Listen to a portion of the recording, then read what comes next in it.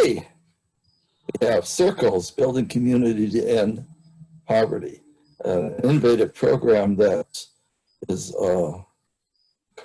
in Ypsilanti, and Suzanne Van Dam, who works for a group called Friends Indeed, has started this program, and the agency is looking forward to making it work.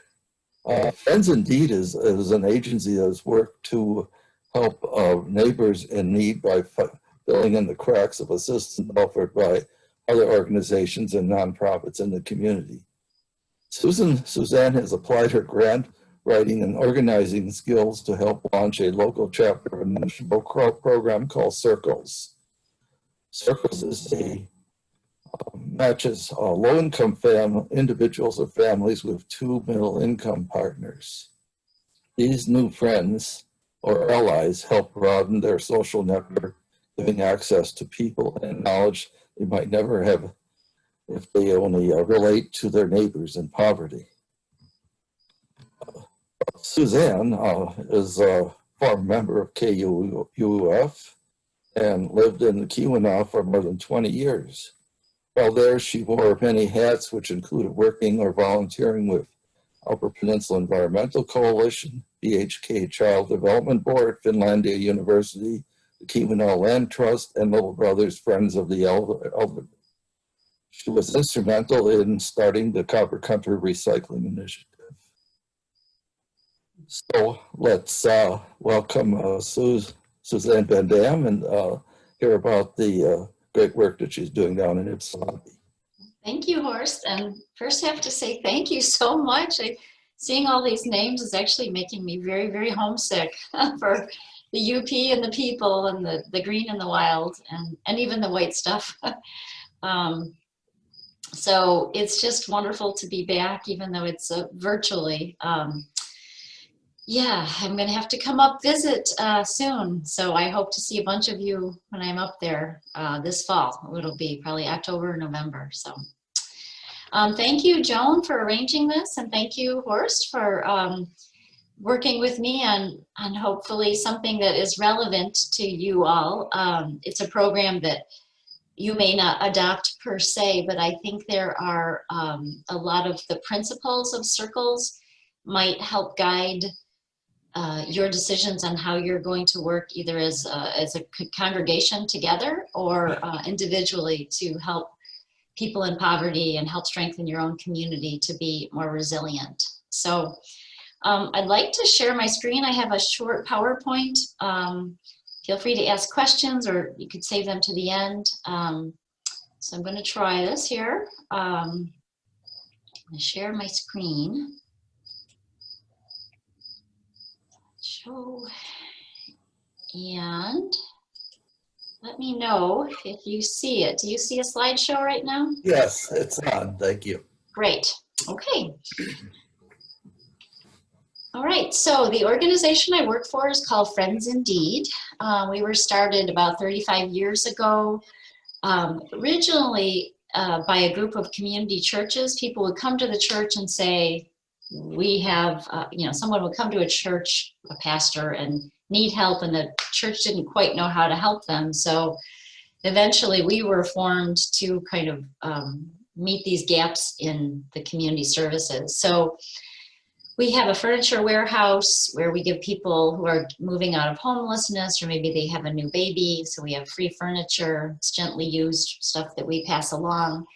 We do cash assistance for things like, you can relate in the UP, there's high utility bills up there. Well, we have utilities here, so people often can't pay their utilities and it can really create a chaos in the family. So we have some money for that.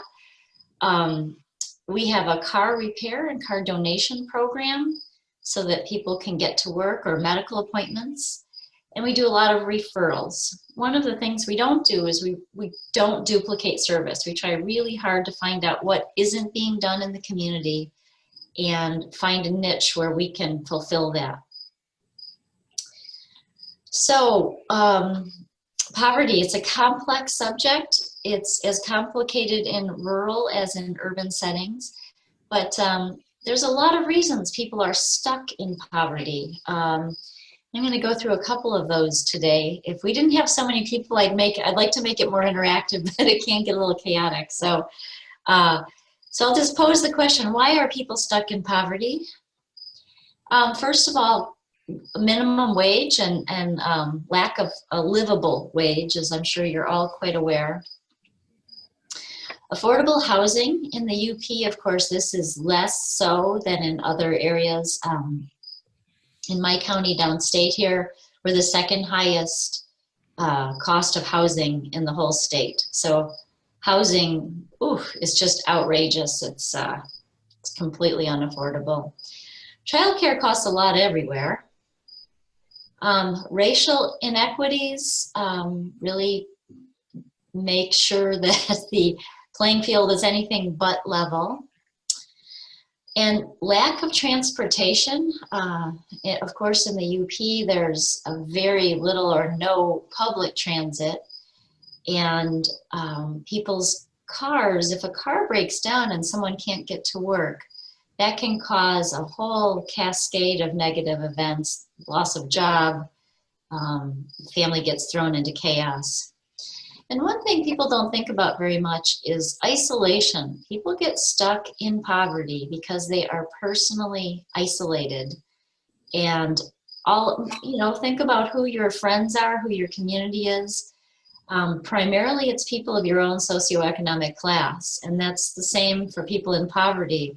Generally, they also know other people in poverty who are also isolated and don't have resources and don't have access to kind of middle-class jobs, middle-class information about jobs, and so forth. So it really, these factors combine together to keep people stuck in poverty. I don't know if any of you have heard of this. Some of you who write grants might want to know about this, so I'm throwing it in here. It's called, the United Way produces an ALICE report for every county in the country. ALICE stands for Asset Limited Income Constrained and Employed. So in other words, the working poor. Well, it takes a snapshot of all the working people, and it really focuses on the working poor. Just a couple of statistics for you. 1.66 million households, or almost half, 43% of Michigan's population, can't afford basic household necessities. And by basic, I just mean food, healthcare, childcare, transportation. I believe technology is on there now, and I'm missing one. I knew this would come up. It should be on my notes. So basic necessities.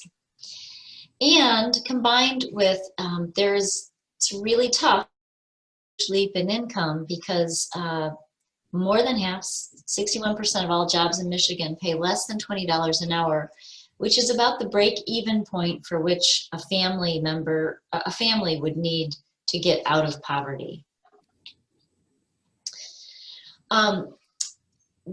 Zoom does not work well with videos. There's always a time lag. So I'm not going to show these videos today, but I would like to share the links with you. I'll share the presentation with Horst, and you can look at these at your leisure. But does anybody know what the cliff effect is? Has anyone heard of that?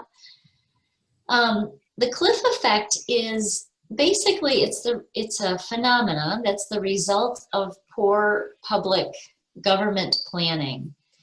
And it's the situation which public benefits such as housing subsidies or utilities assistance, SNAP benefits, which are food stamps, what we used to call food stamps, these things are cut off very severely as soon as a person begins to make some money.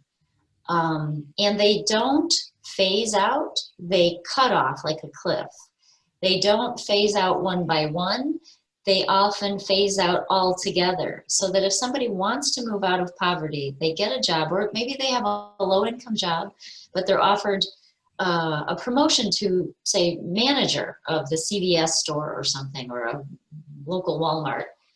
Oftentimes people in poverty have to turn down those raises or that opportunity, because if they if they accept it, they will lose their housing subsidy and then could become homeless because the increase in their raise would actually decrease all of their benefits so much so that it puts them in a really vulnerable situation.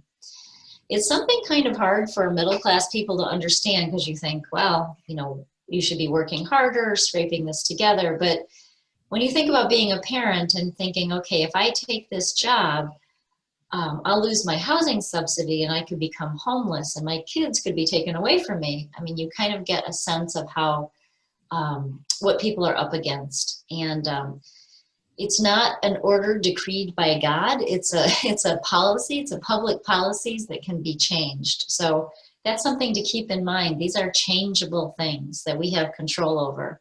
It's a matter of educating our public officials about this cliff effect and working to change them. So our organization decided that what we do in terms of this emergency assistance is definitely still needed in our county as it is in, you know, Houghton, Bexar, Keweenaw counties. We would keep on offering those kinds of assistance programs, but we also wanted to find a way to fill this niche that nobody else was doing in our community, to help people move out of poverty permanently for the long term, to be financially independent, to start them on that path towards financial independence for the rest of their lives. So it's not a Band-Aid. So we also wanted to find a program that wouldn't just make us feel good about ourselves, but actually had some evidence to prove that it was working and actually moving people out of poverty permanently.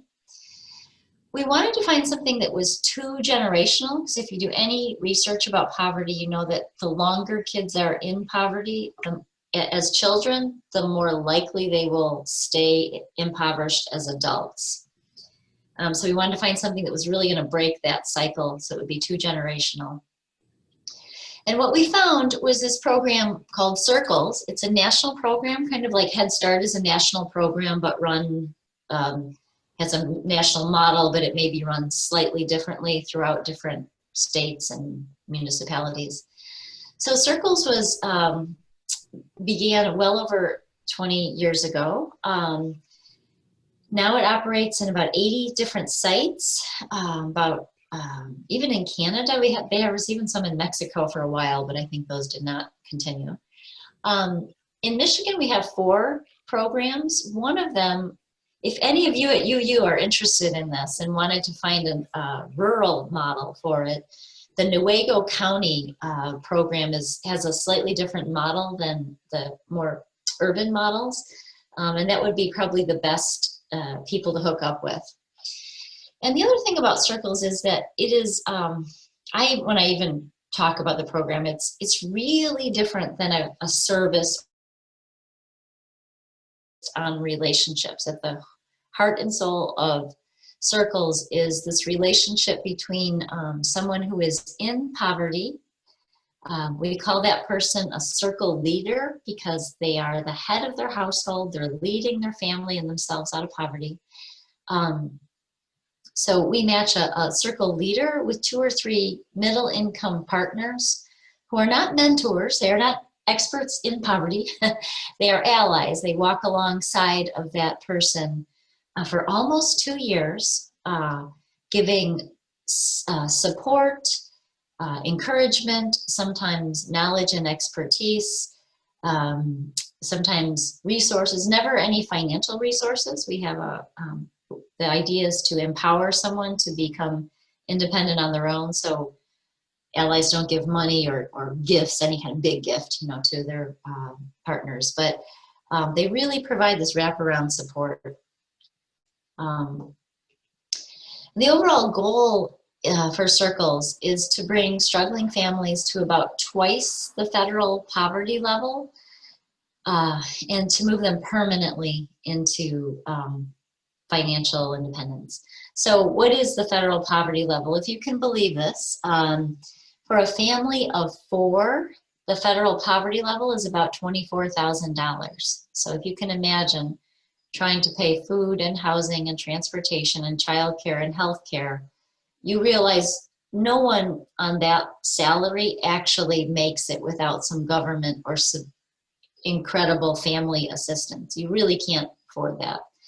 Twice poverty is about 48,000, and that's kind of the break-even point where people can afford their own transportation and food and so forth. So that's our goal, is to get people to that level, or at least en route. And maybe if they decide to go back to school, they won't be there at the end of a few years, but they'll certainly be on a route towards that. Okay. So the approach, ooh, and I am just 1 sec, I have to get a sip of water. It's a really different approach to tackling poverty. It's not about managing it by helping people who are in a crisis. It's about finding solutions that aren't just, when we say collaborative solutions, it's not just the solution that the person in poverty has to come up with by belt tightening and so forth, working harder. It's a collaborative solution which involves all of us. Like I said before, it's relationship based. It's based about helping to get people who are in poverty connected with people who are outside of it for a broader social network. And then it engages the entire community, and I'll talk a lot about that, because that would, we engage churches and civic leaders and other people in poverty and human service agencies to really try to work together. So it makes it a different kind of approach, a different kind of program. Like we said, it's not a client seeking a service who gets something. Instead, we really try to empower the circle leader through skills and knowledge and education and support. It involves the whole community. It's not a flash in the pan. A lot of times, you know, here's your food. If you go to a food pantry or something, which is important, I don't want to diss any of those services, but you know, you go there, you get your food for a week and you come back again. This is almost a 2-year commitment, because we know that it takes time to repair credit. It takes time to manage debt, to even understand how to go about budgeting. Takes time to get a new job and keep it. And so that's kind of crucial to this program. And then revolves around a relationship, like I said. And I think the most exciting thing for me is that it asks people to do something really big. It is not a send a check environmentalist, you know, where we want to save the green and the wild and you write a check to Sierra Club, right? But which is important. But this actually involves you in something really big and transformative. So both the leaders and the allies and the other volunteers get pretty excited about the transformative quality of this. It asks a sacrifice of people to come every week for 2 years and try this big experiment. And that's inspiring. So how does it work? We start with, I omitted some of the details because since you're not running one locally, you don't necessarily need to know all of those things. But basically, we recruit potential circle leaders. We're looking for people who are sick and tired of being sick and tired, who are really motivated to get out of poverty, and who have the ability to. There will always be people who are mentally ill or on severe disability, and they're just never going to be capable of being financially independent. So that's not who we're targeting for this program. We're really targeting people who are capable of working and motivated to do so. We have a 14-week training program that's weekly, covering job skills and budgeting and a lot of goal setting, because people in poverty are often so focused only on the crisis of the moment that they can't even pause to think about future goals and dreams and aspirations. So that's a big part of the training. And at the same time, we have training for allies separately, because they need to understand poverty a lot. And so we have coaching on coaching. We have coaching on how to help without enabling or hurting or being offensive. And then they also get an overview of the curriculum. So after those 14 weeks, we have some fun mixers where the allies and leaders get to know each other. And then we do a kind of a matching experience, or not experience, but we match them. We match the allies and leaders together based on what the leaders need and what the allies can contribute, their expertise, their background, and also a good personality fit, because after all, it's a friendship we're forging. And so if you see this graphic here, it's the circle leader is at the center, and around them, they have we have weekly meetings. We have a community meal every week, which is, well, now during COVID, it's all virtual, which is no fun for anybody. But normally before COVID, and hopefully again when this ends, we'll come back to our weekly meetings. Where we have in-person meals, and the kids and the volunteers' children come too. And then after the meal, we have programming. So the kids go off to their programming and the adults go off to their own. So what that looks like I said, is we start with a meal. So for example, we might go through, right now we're doing a budgeting series. So we're going to have 4 or 5 weeks about budgeting. We talk about things like shame, not just money management, but shame and credit repair and all of that. Sometimes we'll talk about health and wellness, different topics. And sometimes it's just an hour for the leaders and allies to work on particular goals for that family. And last but not least, if you look down there where it says week 4, it says Big View. Big View is the advocacy wing of circles. It's where we, right now we're doing a big voter education and drive and voter education, especially about criminal justice and the role of sheriff and prosecuting attorney and judges, for example. So we did a series on predatory lending, payday loans, those kinds of really nasty predatory programs. So we have an advocacy wing as well. And like I said, we also have a children's program to break that cycle of poverty for both. And so we have a curriculum where we teach kids about money management and goal setting. We are going to now begin child savings accounts, which can be like a crucial change for people in terms of kids who have savings accounts. Even modest ones have very different life trajectories when it compared to those who don't. So we're going to be implementing those soon, and we're raising funds for that. And it's just also a lot of fun. And I know Michigan Tech, with all those kids, I mean, it's funny, in our children's program, we have some paid teaching staff, but most of our volunteers come from the local university, and we just have the smartest kids there. We've got physics kids doing, college kids, from U of M, doing college physics experiments with the kids and all kinds of fun things. Oops, I think I went too fast here. Okay, and then of course the allies. The allies are really, like I said, kind of the center of the Circles program. Allies reduce isolation, which a lot of other social programs do not. They expand their social network. Think of the UU here. A lot of you are associated either with Michigan Tech or the school system or a medical system, right? So your kids or your grandkids hear about, hey, I know a professor in engineering who's looking for someone to, high school kid to do some data entry, right? So you hear about things in your world just because of who you know.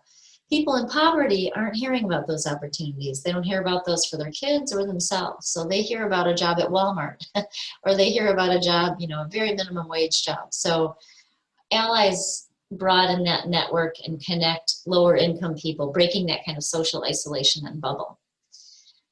They also really break down really big, complicated things like going to college. into smaller steps that can seem less overwhelming. And then we also we have these teams. We have a jobs and education team, a Big View team, a community team, and we really try to use local expertise and bring that into our circles community. So our jobs and ed team, for example, one of our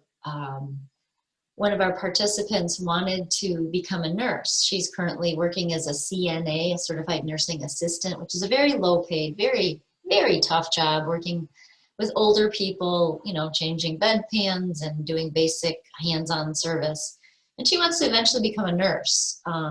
So our jobs and ed team, and her first thing was, well, I'll just get what is that entry-level nursing degree? LPN, I'll become an LPN. And so our jobs and ed team did some research and they said, hey, you know what, that's being phased out. Here's what it costs to be an RN, a BSN, and an LPN. Here is where you can go locally. Here's the colleges. Here's what it would cost, and here's what you'll get as an income later on from this. So look at the cost-benefit ratio.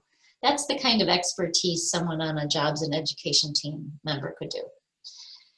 Big View team, like I said, those are the folks who want to do some political advocacy.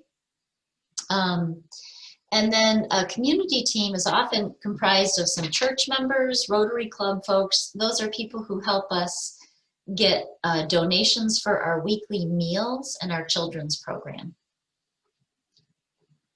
So does it work? I mean, that's bottom line. Does it work, or is this just making the, the volunteers feel good? So like I said, Circles is a national program. Call ourselves a Circles chapter, we have to follow certain guidelines, including collecting data on intake at the end of training and then every 6 months. And it's, you know, very quantifiable information. So as you can see from the slide here, it does work in terms of income increases. It's about 19% from the beginning to the end of training, 39% at 6 months, about a 50% increase after 12 months, and 75% increase to 18 months. Now I will say our local chapter, our first group followed this quite accurately. Our second group did not make as much progress. We learned a lot about why in the experiment of doing so. Equally important is employment gains. I almost think it's more important than the income, because we had a lot of people who were completely unemployed and on 100% government assistance. And there was a 40% decrease in that overall complete unemployment rate. A small increase in part-time employment, but the best thing for me, the most hopeful, was almost a 50% increase in full-time employment, which means people are now getting jobs with benefits, with paid leave, so they can take care of their children. If they're sick, they are getting some health care and so forth. Just a quick snapshot of who my folks are. We are now starting, we're on our third group. We started in 2017. We're on our, like I said, because it's a 2-year program, there's some overlap. So we are usually running 2 groups at once. With COVID, everything we decided to delay the start of our 4th cohort and to start them in January, just to give everybody time to adapt to this new environment. So a few of our stories here, and then I'll wind up pretty soon here. Just to give you an idea of kind of the folks we're serving. This is Helen. She's from West Africa, from Togo. She was an immigrant. She said when she started our program, she was working as a housekeeper for a hotel, making very low wages, constantly shifting schedule, and she was riding a bus about an hour and a half each way. And then she would get there and find out that her schedule had been changed or something. So she was really feeling vulnerable. She had also had her credit, what do you call that? her identity stolen. Somebody had gotten a hold of her credit cards, and she, as a second language learner, was really struggling with trying to get all of that cleared up. And her allies really helped her. And we have a connection with a local hospital, so we have eventually got her to apply for a job at a local hospital. She now has full benefits. She's working at a place that gives her some dignity. It's 15 minutes away by bus. And she said of her allies, she said, for the first time in my life, I have someone who has my back. So she's really made progress. This woman, Alicia, was many generations of poverty. She was the first person in her family to go to college, but like a lot of low-income people, really didn't know how to manage the loans that were freely given to her, but really weighed her down in terms of paying them back. So her allies really helped her to manage her debt, repair her credit, and now she actually bought a house through Habitat for Humanity and has gotten several promotions. She's an accountant now and doing really well. Bird, the woman on the far right here, she was a woman who grew up in deep poverty in the South, managed to break out of it, but then got laid off in the early, sort of the mid 2000s. And there was sort of she was in the publishing business. She actually has the same degree I do, a master's degree in English and an MFA in creative writing. And she just could not get traction. She was laid off, got more and more depressed. Her partner had a child, it was her spouse who had a child, and who had pretty severe medical problems, and they were facing that thing I mentioned earlier, the cliff effect. Bird could get some short-term grant writing jobs, she could do publishing work, but she couldn't take that because if she did, her adopted child, would have been kicked out of Medicaid, and they severely needed it for this child. So she was just really struggling. She has done really well, and now in COVID, she recently got laid off, but she does still have allies and is still doing, she's doing fine because she was able to save some money and is now working hard to get back again. But she paid off her debts and is doing well. And there's, I think I missed one. I'm sorry. And the very last one here, the woman in the middle, Circles is also a leadership program. And so we don't just teach about financial independence, we try to coach people on how to become community leaders. And so the woman in the middle, Kia, is now co-teaching the 12 or 14-week training session that we have. So she goes out in the community and makes presentations to huge groups. I mean, there was a huge United Way conference, and she spoke to 250 people in an auditorium. Like I said, we paired her up with a very experienced teacher, and they co-taught the training for the new incoming Circle. So last slide here, guys. I know you guys are doing all kinds of important and good work for trying to reduce poverty in the Keweenaw. You didn't ask me for advice, but I'm offering some free and unsolicited.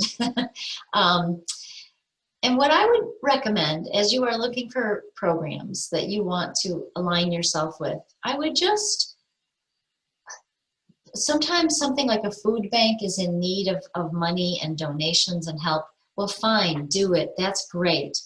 But if you're really looking to also alter the state of poverty to end it more permanently, look for programs that don't just do poor better, Look for something that's really going to break that cycle of poverty. Look for a program that's going to go after some of these root causes and not just the symptoms of poverty. I would take a multi-generational approach. A program like Head Start is multi-generational. It educates the children, for example, and the parents, trying to really educate the parents on how to help their kids get out of poverty, right? So anything that's multi-generational. And very, very important is something that doesn't just keep people isolated, but builds community across racial and class lines, socioeconomic lines. So that's my 2 cents about poverty in our program. I'd love to open it up for questions and discussion.